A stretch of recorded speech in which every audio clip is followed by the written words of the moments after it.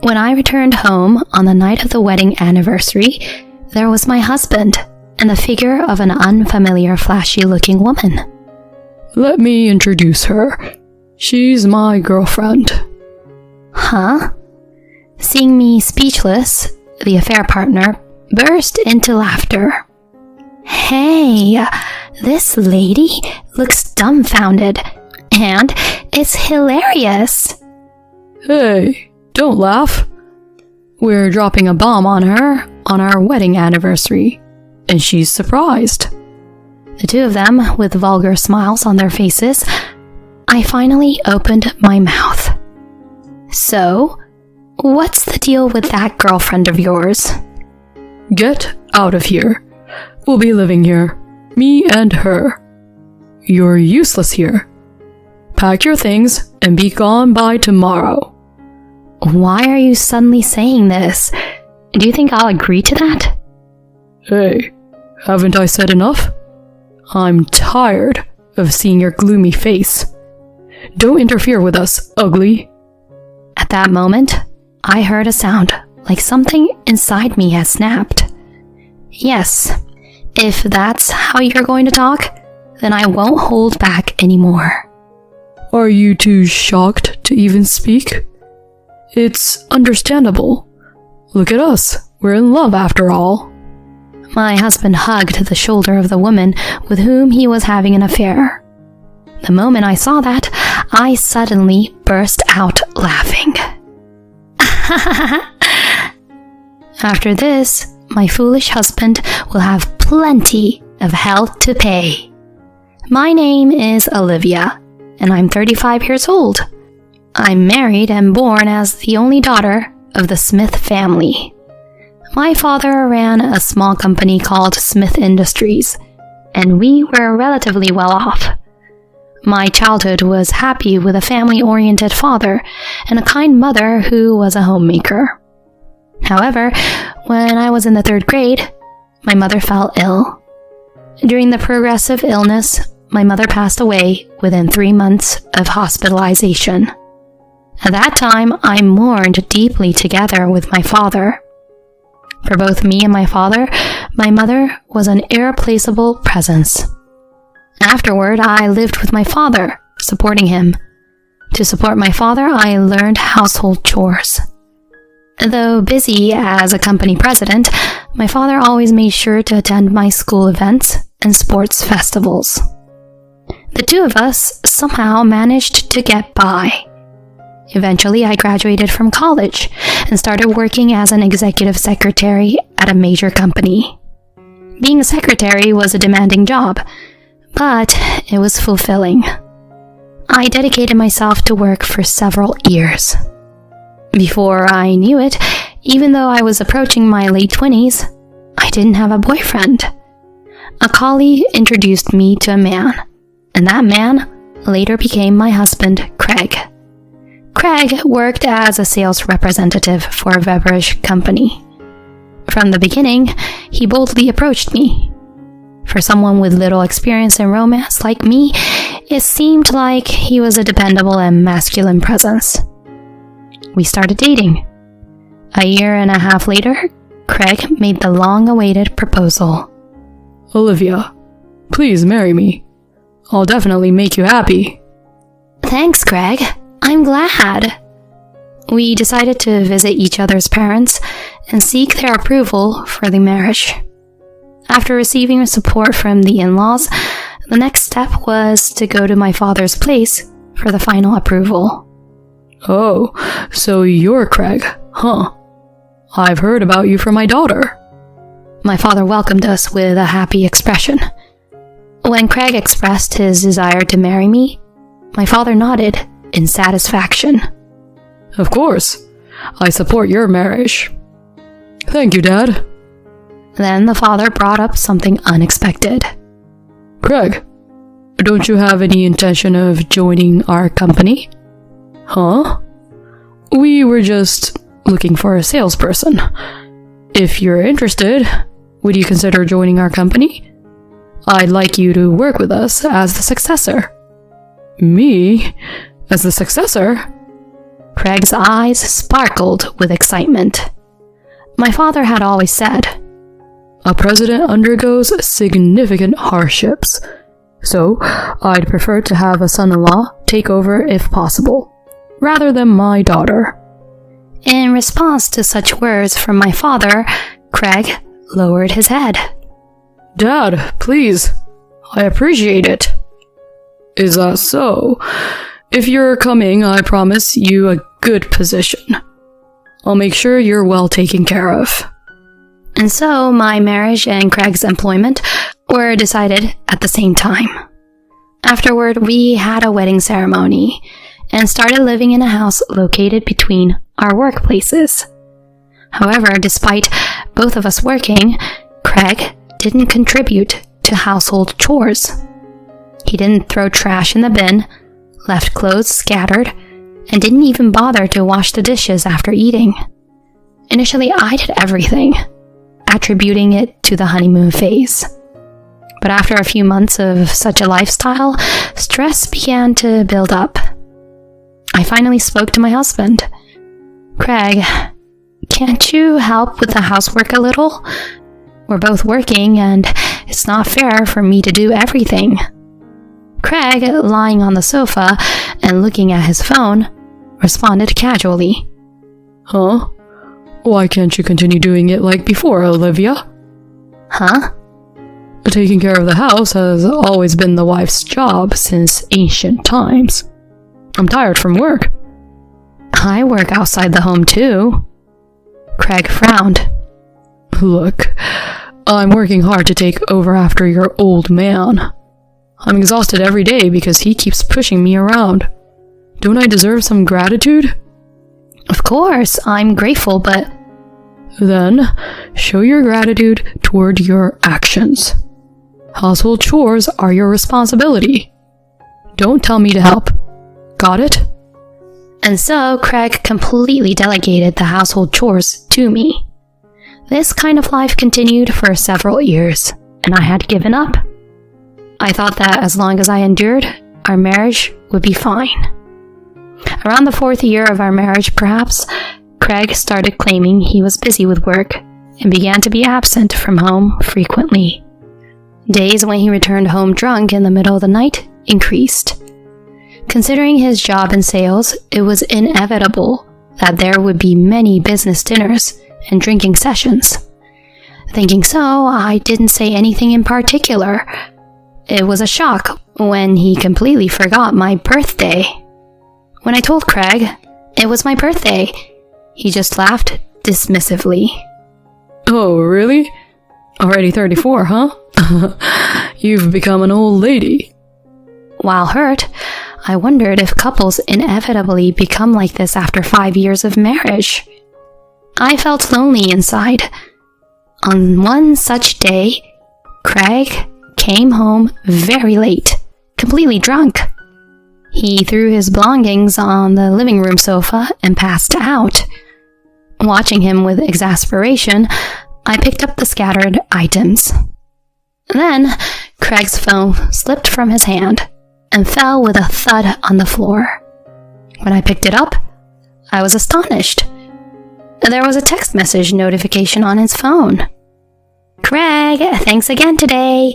You were great again. So, I can't stand up yet. Let's meet again soon." The sender's name was Christina. Shaken but determined, I placed Craig's phone on the table. Does this mean what I think it does? Unbelievable. I have to investigate. So I decided to hire a detective to look into Craig. A few weeks later, on our 5th wedding anniversary, I finished work and opened the front door of our home.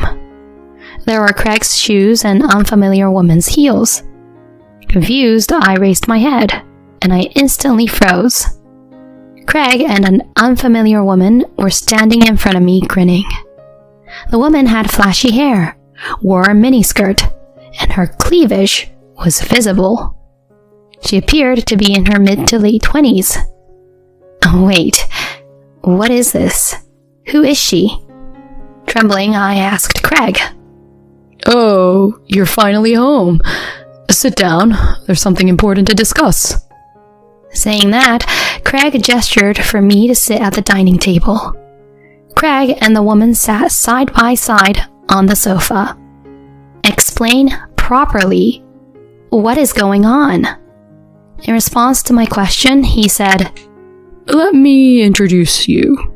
She's Christina, my girlfriend. Huh? Seeing me in shock, Christina burst out laughing. Seriously, this old lady is dumbfounded. It's hilarious. Hey, don't laugh like that. We're dropping a bomb on her on our wedding anniversary, and she's surprised. The two of them, with vulgar smiles on their faces, I finally found the strength to speak. So, what's the deal with this girlfriend of yours? Get out of here. She and I will live here. You're no longer of any use to us. Just pack your bags and be gone tomorrow.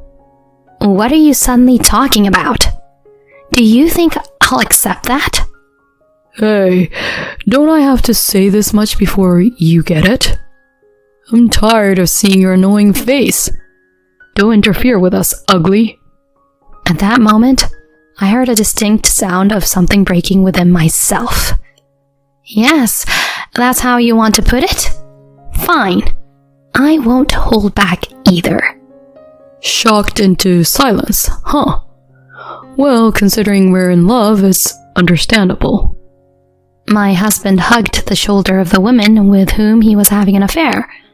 The moment I saw that, I suddenly burst out laughing. Craig and Christina look at me with an eerie expression as I suddenly start laughing. What's wrong with you? It's creepy. Hey, what's up with this lady? I can't believe she suddenly started laughing. Did she go crazy from the shock? After laughing for a while, I wiped away the tears accumulating at the corners of my eyes and said, It's about time, isn't it? Huh? Just then, our home doorbell rang, and there stood my father. I had called my father immediately after inviting them into the house earlier. Hey, who's this old man? Christina's face was distorted. Then Craig hurriedly told her, Dad, what happened all of a sudden? Craig, what on earth is going on? Suddenly, Craig's eyes darted around nervously. We, father and I, stood side by side in front of Craig and Christina. Without hesitation, I addressed Craig's affair partner.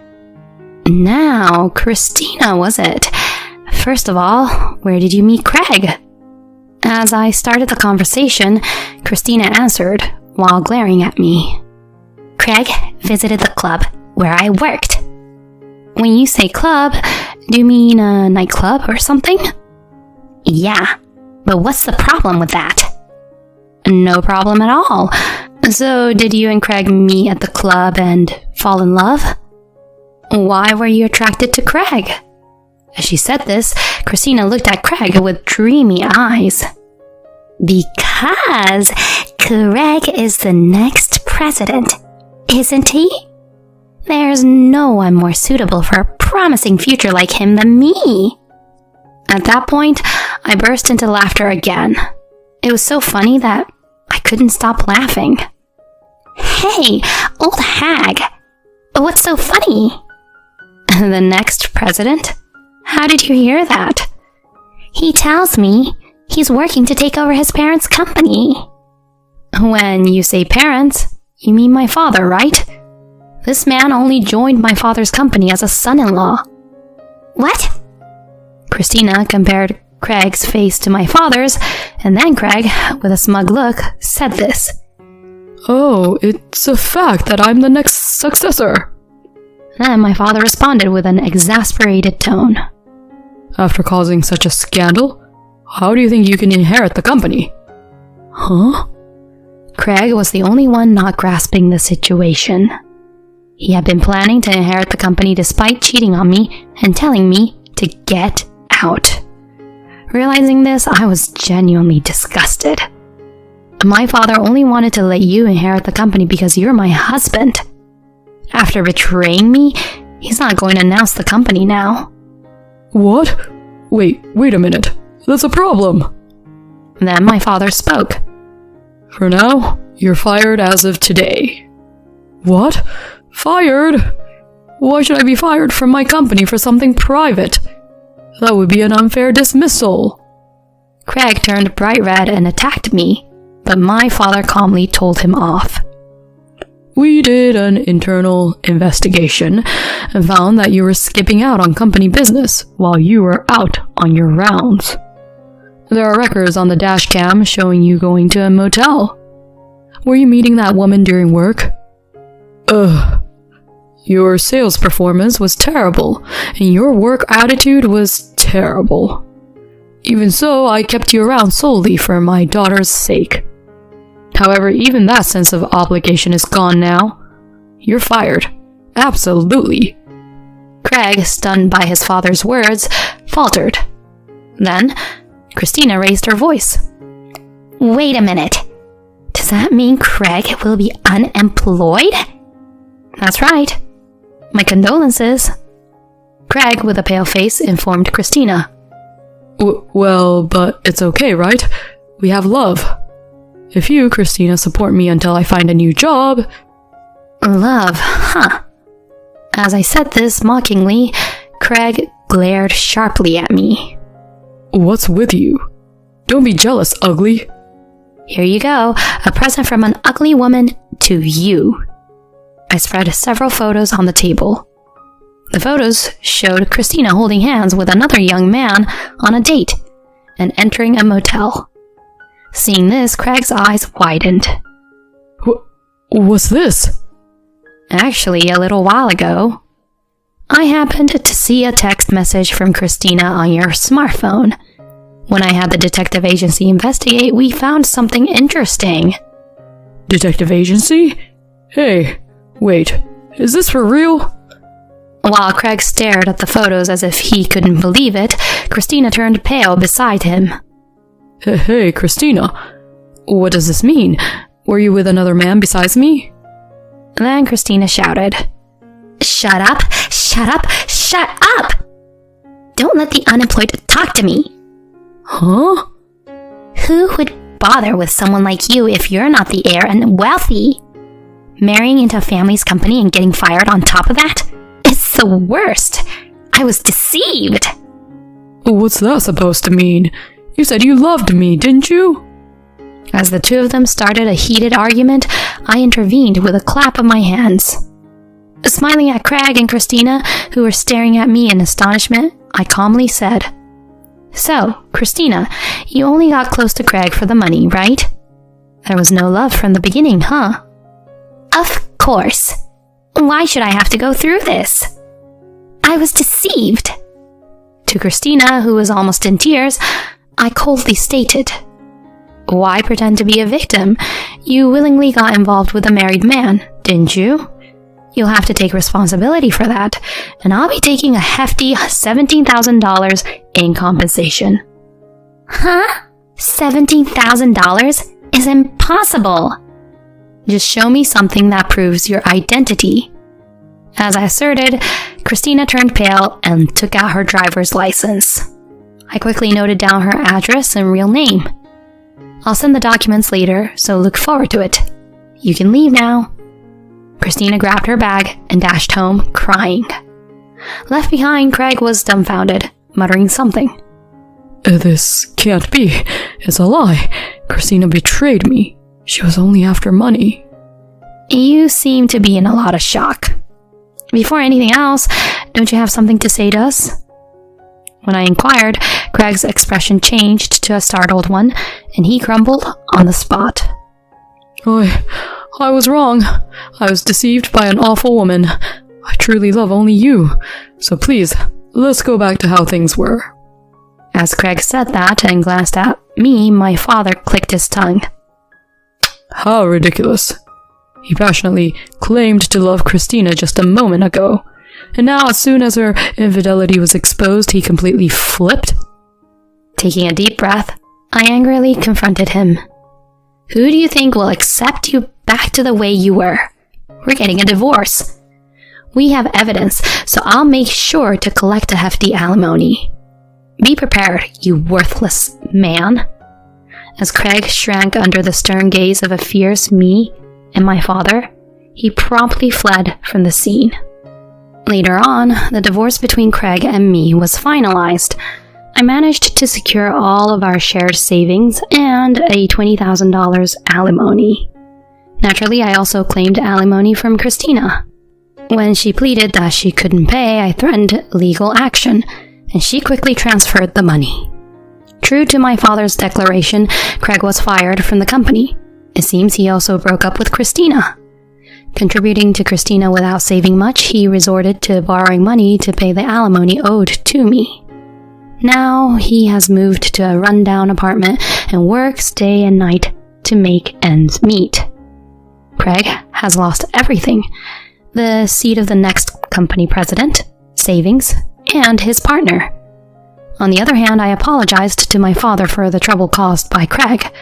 In response, my father reconsidered his stance and said, "Observing how you handled this situation, I thought you could take over the company. I strongly request you to consider it." I am currently studying various aspects as the potential successor. I want to dedicate myself to my work from now on, while brightly carving out my own life.